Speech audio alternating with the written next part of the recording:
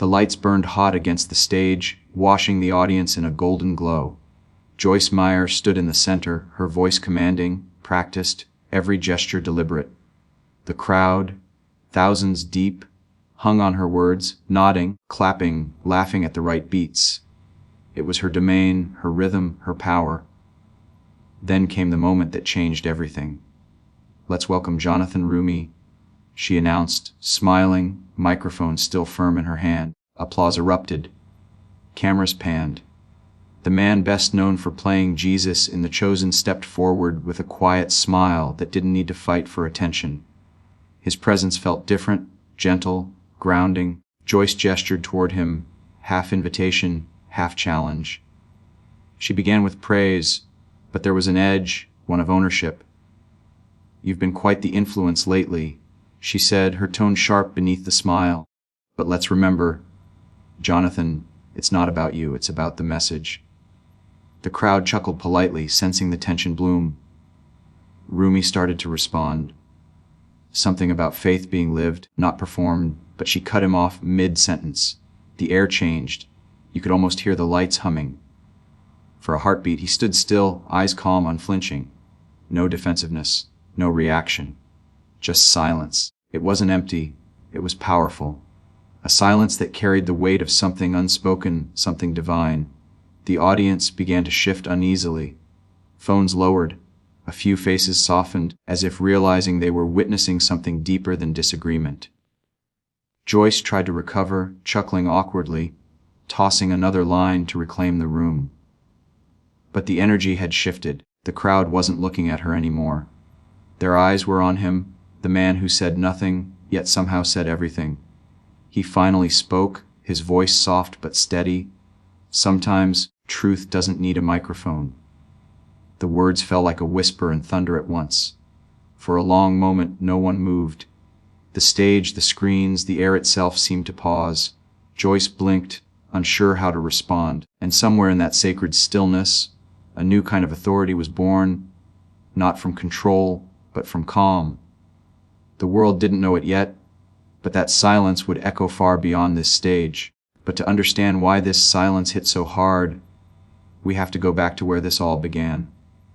Before that moment of silence, there was a story written long before the stage lights came on. A story of power built through charisma and purpose shaped through humility. Joyce Meyer had become a household name in Christian broadcasting, her sermons filling stadiums and airwaves with the cadence of certainty. To millions, she was a symbol of spiritual confidence, an empire built on conviction and the art of persuasion. Her words had saved lives, inspired followers, and yes, sold millions of books. She knew how to command a crowd. She always did. But for years, behind the sheen of her televised empire, something else had been stirring. A new kind of voice was rising, quieter, more human, unpolished by the machinery of celebrity. Jonathan Roumie didn't come to faith through stage lights or scripted applause. He came through prayer, patience, and struggle. When The Chosen first appeared online, it wasn't backed by corporate might or denominational power. It was a story that grew like wildfire through word of mouth.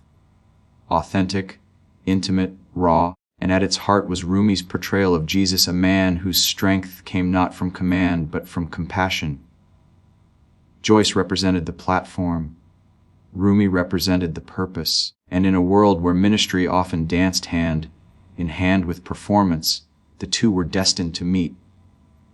To Joyce's supporters, she embodied confidence, proof that faith could thrive in a modern age. Her sermons were precision, crafted to stir hearts and wallets alike. Her message bold, her image unshakable. Yet to a growing generation disillusioned by religious spectacle, she was also a reminder of what had been lost, the quiet honesty of belief unchained from brand. Roumie, in contrast, carried no agenda but grace. He didn't argue theology, he lived it. When cameras stopped rolling, he prayed with fans, hugged strangers, and spoke with eyes that held patience, not power. It was that humility, foreign to the slick pace of Christian celebrity, that drew millions to him.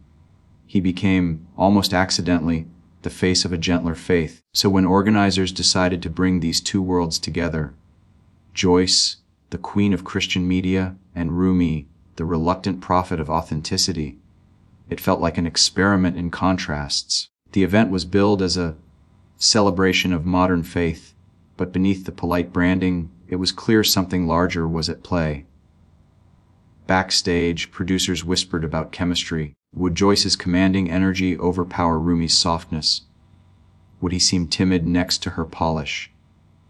Or would his calm expose something deeper, something even she hadn't anticipated? The audience arrived expecting a collaboration. What they got instead was a collision. A clash between ego and empathy, between a voice trained to dominate and a soul content to listen. It was more than just two personalities sharing a platform. It was two ideologies facing off, one rooted in visibility, the other in vulnerability. As Joyce's introduction thundered across the room, Roumie stood just out of sight, hands clasped, eyes lowered in quiet prayer. He wasn't rehearsing his lines or checking the crowd, he was centering himself. To him, this wasn't a performance, it was a moment to witness.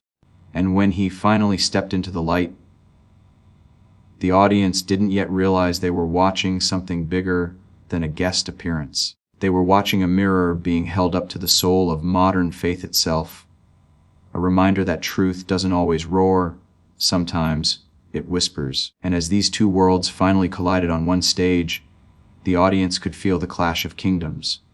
For decades, Joyce Meyer had ruled the stage like a general of conviction. Every step, every inflection, every pause was choreographed through years of mastery. Her audience didn't just listen, they obeyed. She had turned sermons into theater, faith into rhythm, and her life into an open book that millions read with admiration and longing. She knew how to make people laugh before she made them cry, how to tear down guilt before rebuilding it into gratitude. To many, she was untouchable, a woman who had carved her place in a world that rarely allowed women to lead with such authority. Her empire wasn't just spiritual, it was cultural. Television cameras followed her every word. Her books, lined in glossy covers and bold fonts, filled the shelves of Christian bookstores from Dallas to Dubai. She had spoken before presidents, sat across from skeptics, and walked through the fire of scandal with her chin held high. Control wasn't just her comfort, it was her armor. And on that night, beneath the blinding lights of another packed arena, she wore it proudly. To her audience, this was another triumph. Another night of wisdom from a voice they trusted. But for Joyce, there was a tension in the air she couldn't quite name. Maybe it was the buzz surrounding her guest, the actor who had somehow become a modern-day symbol of humble faith. Maybe it was the quiet way his fans spoke about him, as if he carried something real, something unbranded, something she couldn't manufacture. She brushed the thought away. The stage was her world.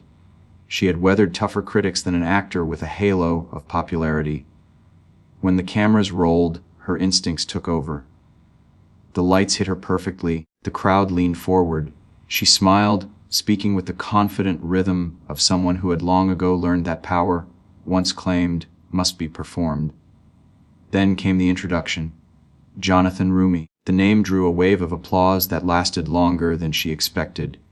Her practiced smile flickered just enough for her to notice it herself. She extended her hand, microphone still in the other, controlling the exchange even in gesture. He greeted her softly, eyes lowered, expression calm. The contrast was immediate, her stage presence versus his serenity, her polish against his purity. She began with charm, compliments wrapped in authority. "Jonathan's done remarkable work, bringing the story of Jesus to the screen," she said, turning to the audience. "It's inspiring to see Hollywood getting something right for once." The crowd laughed, applauded, reaffirmed her control. She could feel the balance of energy tipping back her way. But when Roumie spoke, quietly, thoughtfully, something in the air shifted. He didn't project, didn't posture. He simply told a story about prayer, about the pressure of fame, about how easy it was to lose the message when people start praising the messenger. His tone was steady, his gaze sincere. And as he spoke, The applause didn't roar, it softened. People weren't clapping anymore. They were listening. For a brief second, Joyce felt her heart quicken. She smiled wider, nodded faster, adding her usual affirmations. But the rhythm felt off. This wasn't the kind of energy she could steer. His words weren't competing with hers. They were redefining the space. In that moment, a flicker of fear crept in, small but undeniable. It wasn't fear of failure, it was fear of irrelevance. The recognition that sincerity can't be rehearsed. That maybe, for the first time in her long career, someone else's stillness was louder than her certainty. She tried to reassert control, cutting in with a laugh, pivoting the conversation, inserting a line she knew would win the audience back. Of course, it's easy to play Jesus, she joked. It's harder to live like him every day, isn't it? The crowd laughed, a few clapped, but it didn't land the way she expected. Roumie only smiled, patiently, quietly, without a hint of offense. It was disarming. Her control, once absolute, began to feel brittle. The more she spoke, the more he seemed to steady. And somewhere deep down, she sensed it, the crowd's energy had shifted from admiration to reflection. They weren't watching a performance anymore. They were witnessing something human. For a woman who built her world on certainty, that realization hit hard. The same confidence that had made her powerful now left her exposed. She smiled again, masking unease with grace. "Anyway," she said, "we're thrilled to have you here."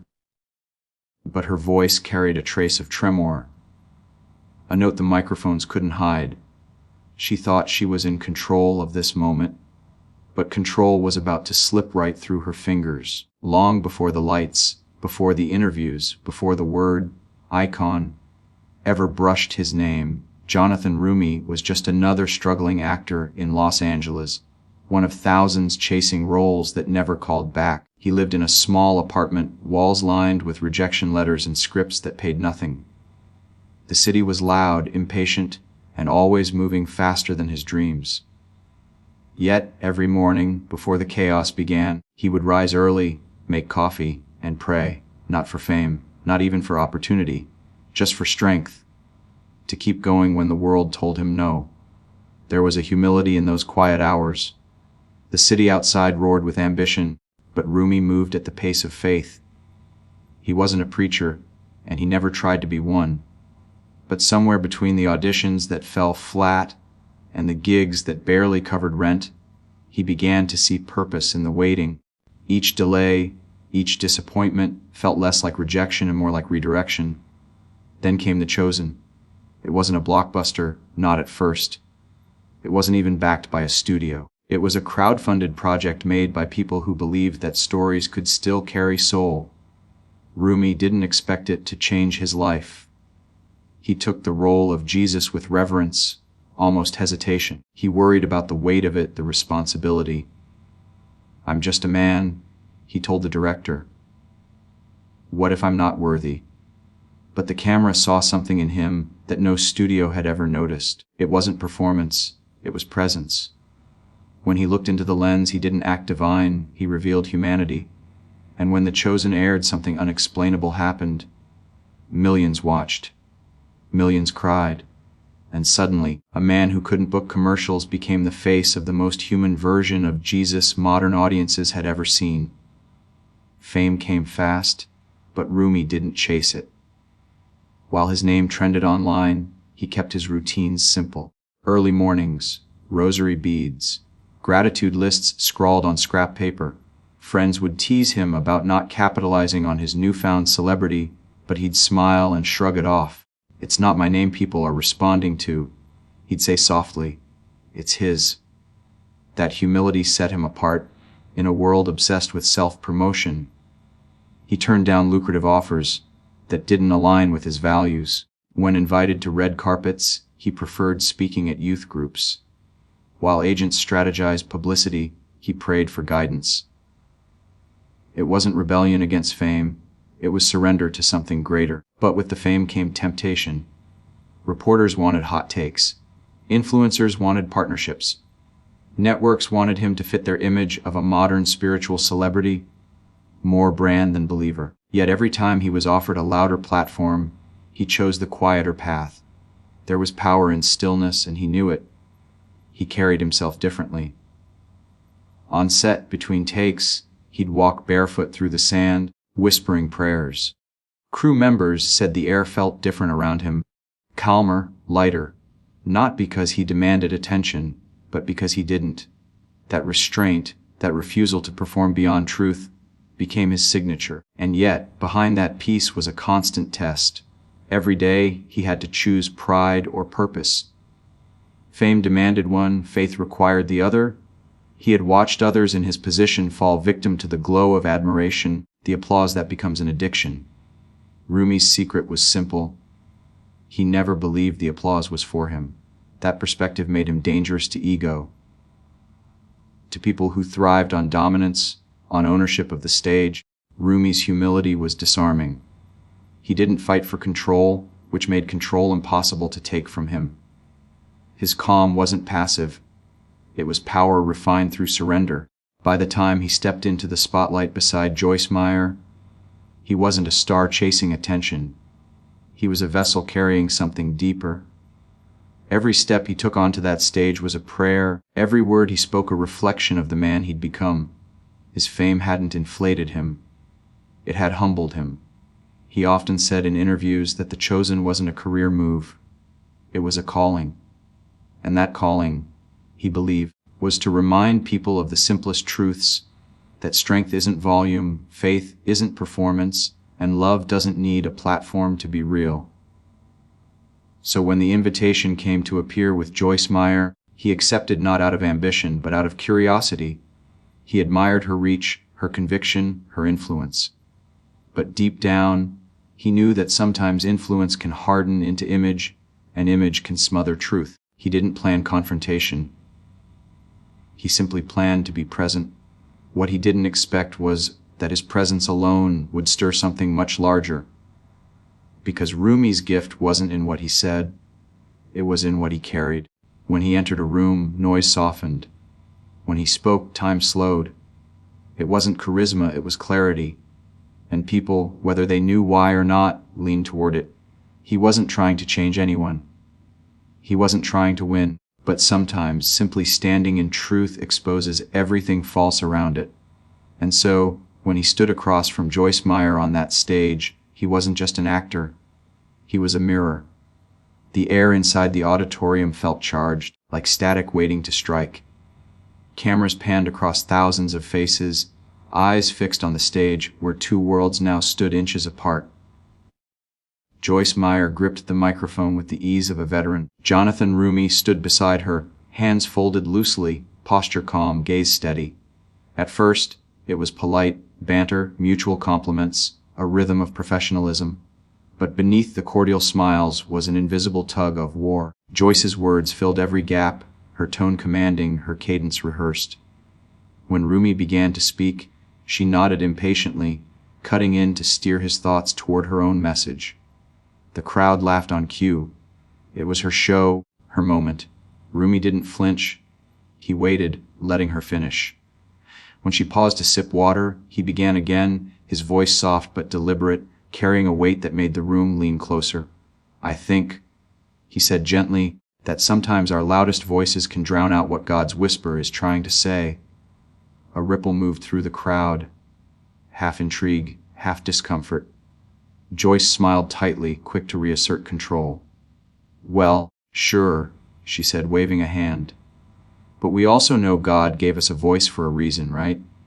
The audience laughed again, unsure whether they were laughing with her or for her. She continued, faster now, filling the silence he refused to compete for. Roumie just listened. The cameras caught it. His stillness, his patience, the quiet defiance of someone who didn't need to prove anything.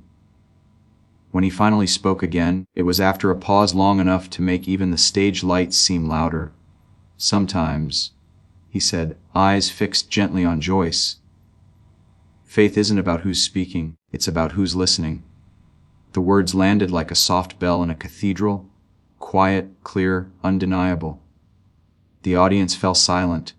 Even Joyce's expression flickered, a flash of confusion followed by a strained smile. For the first time that night, she didn't know how to follow. There was no accusation in his tone, no challenge. Just presence. His calm felt almost supernatural. He wasn't correcting her. He was inviting her to breathe. But in that invitation, her control began to crumble. She laughed awkwardly. "Well, that's a nice thought," she said, glancing toward the audience, searching for the safety of approval. But the crowd wasn't responding. They were watching him. Roumie nodded, almost apologetically, as if to relieve her discomfort. "It's easy," he continued softly, "to think faith needs to perform to be real. But sometimes, the most powerful sermon is the one we never say out loud." That did it. The energy shifted, visibly, tangibly. It wasn't rebellion, it was revelation. People in the crowd began nodding slowly, murmuring. The applause started small, hesitant, then swelled like a wave, genuine and uncontrollable. Joyce stepped back slightly, her smile frozen. Her hand tightened around the microphone. She was still the host, still the name on the banner. But in that moment, the spotlight wasn't hers anymore. Roumie didn't take advantage of it. He didn't grandstand or explain. He simply bowed his head, a quiet acknowledgement of something greater than either of them. The silence that followed wasn't awkward. It was sacred. Even the cameraman hesitated to move.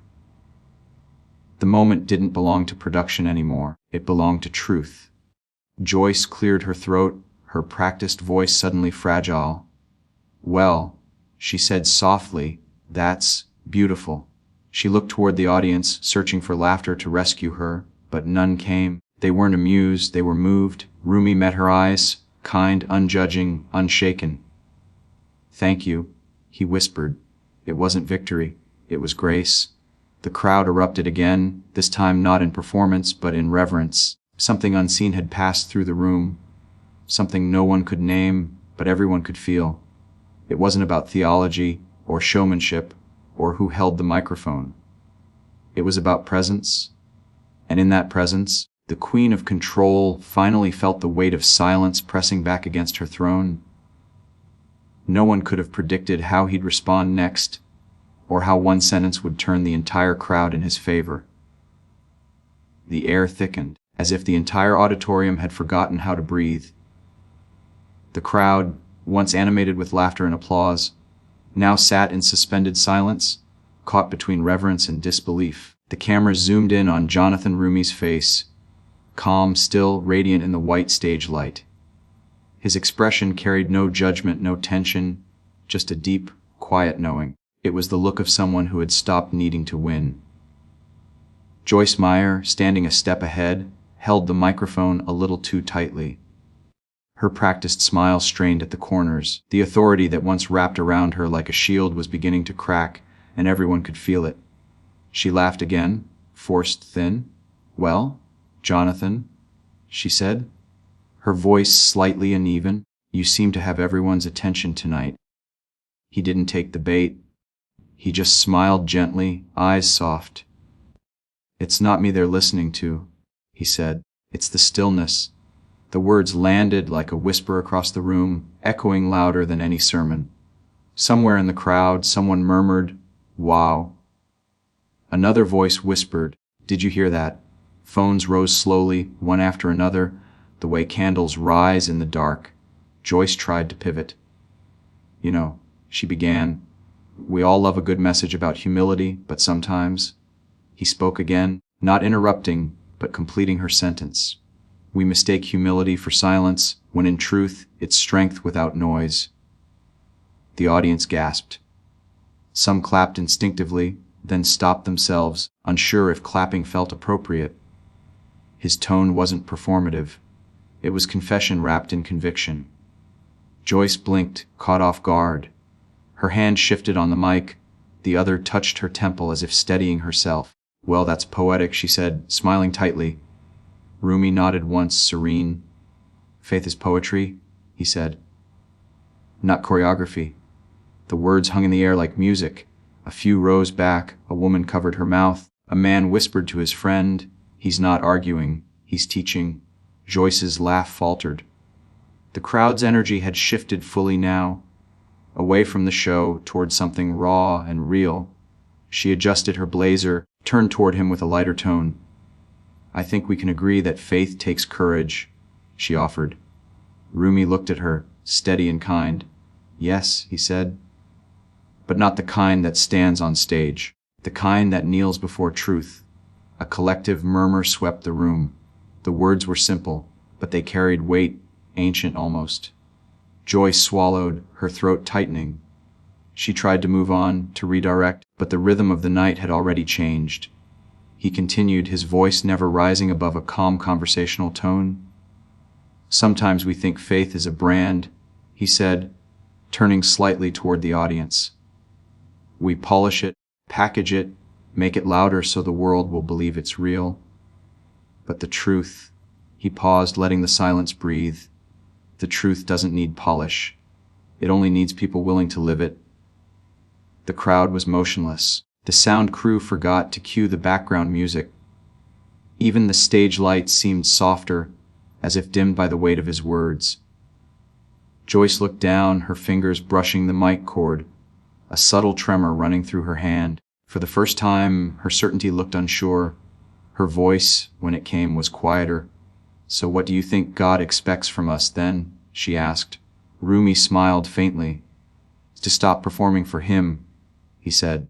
"To stop performing for each other. To start listening, forgiving, and remembering who we are when no one's watching." There was a long pause, long enough for the audience to feel their own heartbeat. Then a smattering of applause began, hesitant but growing. The kind of applause that didn't come from excitement, but from recognition. It built slowly, reverently, until the room trembled with it. Joyce nodded, smiling through it, trying to recover her composure. But her eyes, those eyes that once blazed with control, were now soft, uncertain, reflective. "That's beautiful," she said quietly. Roumie didn't answer. He bowed his head, closing his eyes as if in prayer. The applause continued, spilling past the cameras, echoing through the hall like rain on glass. The moderator offstage motioned for a cue, but no one moved. Something sacred had filled the space, a truth too heavy to rush. Joyce finally spoke again, her voice softer than anyone had ever heard it. "You really believe that silence can be stronger than words?" Roumie lifted his head, eyes steady. "Silence isn't empty," he said. "It's where God finishes the sentences we're too proud to end." The crowd erupted, not in wild cheering, but in a wave of standing applause that rolled from the front row to the rafters. Phones glowed as people recorded, tears streamed down faces lit by their screens. Joyce stepped back, a smile fixed in place but her gaze distant, caught between awe and the sting of humility. Her voice was lost under the sound of the audience rising for him. Roumie didn't revel in it. He didn't bow or gesture. He just looked out over the crowd, expression soft, eyes glistening. And then, in the faintest whisper, barely audible even through the mic, he said, "Let's not forget who this is really about." That one line dissolved every boundary between stage and spectator. The applause turned to reverent stillness, a collective exhale of something larger than admiration, something like awakening. The music swelled softly, ambient, angelic, unplanned. Joyce stood motionless beside him, her authority melting into quiet reflection. It wasn't defeat, it was revelation. He turned to her, offered a gentle nod, and stepped back. She nodded too, a small, almost reluctant acknowledgement that she had witnessed something she couldn't control, only feel. The audience stayed standing, phones aloft, faces awash in awe. And somewhere in that sea of light, a single truth pulsed through every recording, every whisper, every heart that beat in that room. True power doesn't shout, it radiates. And when the clip hit the internet, it wasn't just a moment. It became a movement. By sunrise the next morning, the clip had escaped the auditorium and set the digital world on fire. It started with one tweet, a 15-second video of Jonathan Roumie standing still, eyes soft, voice steady. "Silence isn't empty. It's where God finishes the sentences we're too proud to end." The caption reads simply, He ended her without saying a word. Within hours, Roumie truth was trending. Not just in Christian circles, everywhere. TikTok edits flooded the feed, pairing his quiet voice with cinematic music. The crowd's hush turned into an anthem of grace. Instagram Reels captioned the moment. Faith doesn't flex, it glows. The contrast was irresistible. The world's loudest preacher versus the man who proved silence could preach louder still. Commentators jumped in. A theologian on Twitter wrote, "Roumie didn't silence Joyce Meyer. He silenced the ego." A podcaster added, "He just redefined what a sermon sounds like." Even celebrity voices chimed in. Actors, influencers, everyday people, all quoting that one sentence, looping that one pause. YouTube exploded with reaction videos. Some praised Roumie's composure. This is what humility looks like. Others dissected Joyce's defensiveness, freeze-framing her reaction like it was a political debate. One headline read, "The day an actor taught a preacher what faith sounds like." Another called it, "The most awkward silence in Christian media history." Joyce Meyer's team tried to contain it. Her official account posted a polite statement, "Every conversation is an opportunity to grow together in Christ." But the comment section told another story. You talked over him. He didn't need to defend himself. God did it for him. Maybe the sermon found the preacher this time. Even her own followers seemed divided. Some defended her authority. "Joyce is a pioneer. She's earned her platform." Others shifted uncomfortably. But why did she interrupt him like that? It felt off. Meanwhile, Roumie said nothing. No tweet, no interview, no victory lap. That silence only made it louder. The world filled in the blanks for him.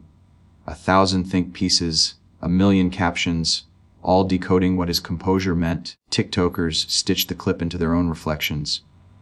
A young woman in Manila, tearfully captioning her video, "Hey, reminded me why I believed in the first place." A pastor in Lagos sharing, "That silence preached more than most sermons ever could." And across countless screens, people replayed the moment where Joyce's confidence cracked, not out of malice, but out of recognition. For once, the internet wasn't mocking faith, it was marveling at it. The moment transcended denominational lines, political leanings, and fandoms.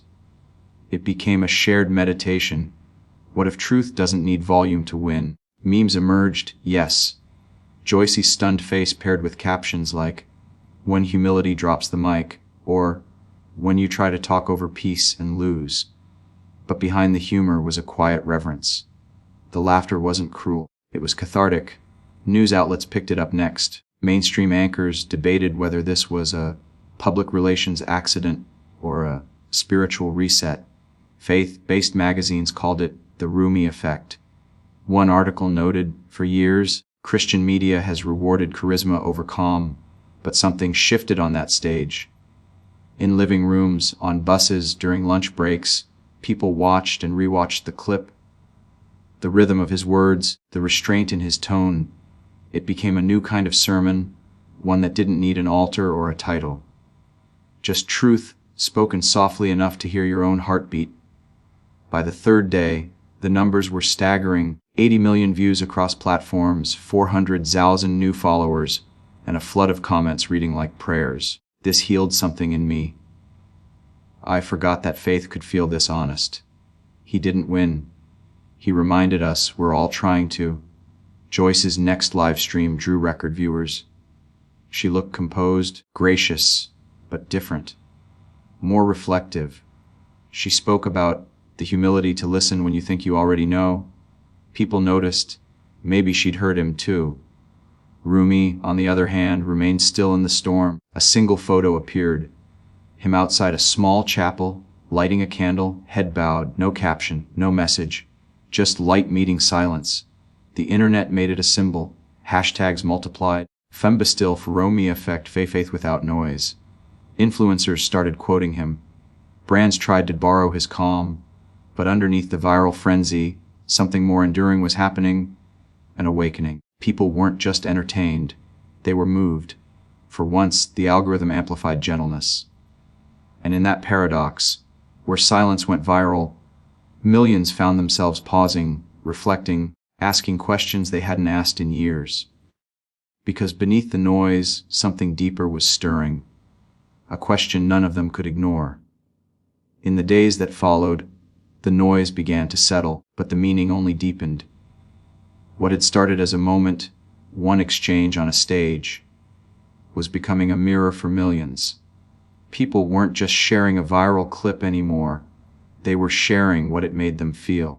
In a world addicted to argument, Jonathan Roumie had reminded them what reverence sounded like. Pastors preached about it the following Sunday. Teachers quoted it in classrooms. Commentators called it a masterclass in humility. But to those who had watched closely, it wasn't about performance at all. It was about presence, about the power that lives in restraint, the kind of power that doesn't need to dominate a room to change it. What Roumie did was simple but sacred. He didn't argue, he didn't retaliate, he didn't grandstand, he listened. And in that listening, he showed something that even the most practiced preachers sometimes forget. That faith is not an act of control, but surrender. It's not about being right, it's about being real. For many, that realization hit like revelation. One pastor wrote on Facebook, "We've all tried to speak for God." Roumie simply allowed God to speak through the pause.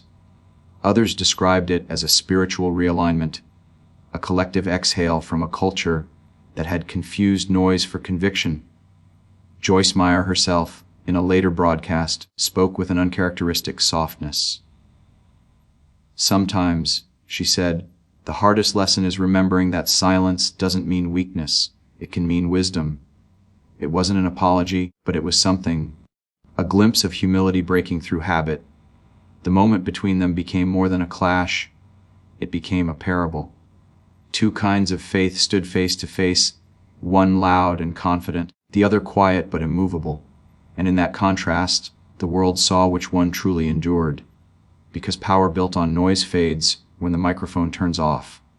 But power rooted in peace, that echoes. Across timelines and church pews, people began asking the same question: when did we forget that gentleness is strength? The answer, though unspoken, seemed to hum beneath every replay of that clip. Roumie's calm wasn't passive. It was defiant in its grace. It was the kind of strength that can't be faked, the kind that disarms without a fight. Even skeptics found themselves moved. Comment sections once filled with cynicism now carried words like, "Needed this," "beautiful," "healed something in me." A generation raised on outrage was rediscovering awe. And in that rediscovery, Roumie had become more than an actor or a symbol. He had become a vessel for something timeless. He showed that leadership doesn't come from who speaks the loudest, but from who listens the longest. That truth doesn't need applause to be true. And that faith, real faith, doesn't perform. It endures. By the end of the week, people weren't talking about Joyce or Jonathan anymore. They were talking about themselves. About their own noise, their own need to be heard. They were whispering prayers of gratitude for a man who showed that silence could still shake the world. The clip had faded from trending lists, but its echo lived on. In sermons, in stories, in hearts recalibrated toward stillness. Roumie had reminded them all that faith isn't about commanding a stage, it's about commanding the self. And in that silence, something divine spoke louder than words ever could. The stage lights have dimmed, the echoes of applause have long since faded, but that silence, his silence, still lingers. It wasn't the kind that ends a conversation, it was the kind that begins one inside every person who heard it. What started as a tense exchange between two voices of faith became something far greater. A living reminder that truth doesn't always roar. Sometimes it waits, quietly, for us to listen. Joyce Meyer's words will be remembered, yes. But Jonathan Roumie's stillness, that sacred pause, became the sermon the world didn't know it needed. It wasn't a victory. It was a vision of humility standing where pride once stood, of peace reclaiming the stage from ego. And now the question turns to us. How many times have we let pride drown out truth in our own lives? How many moments have we filled with noise when what the world needed was presence? Roumie's silence wasn't weakness. It was mastery, a reminder that faith, at its core, isn't about performing righteousness, but embodying it. His legacy from that night isn't fame or virality. It's an invitation to pause, to listen, to let stillness speak. So if this moment moved you, share it. Not just the video, but the meaning behind it. Share it in how you speak, how you forgive, how you stand firm without shouting. Because sometimes the quietest voices carry the loudest truth. And as the camera fades, Roumie walking off stage, head bowed, the crowd holding its breath, we're left with a silence that isn't empty. It's sacred. It's alive. And it's still speaking.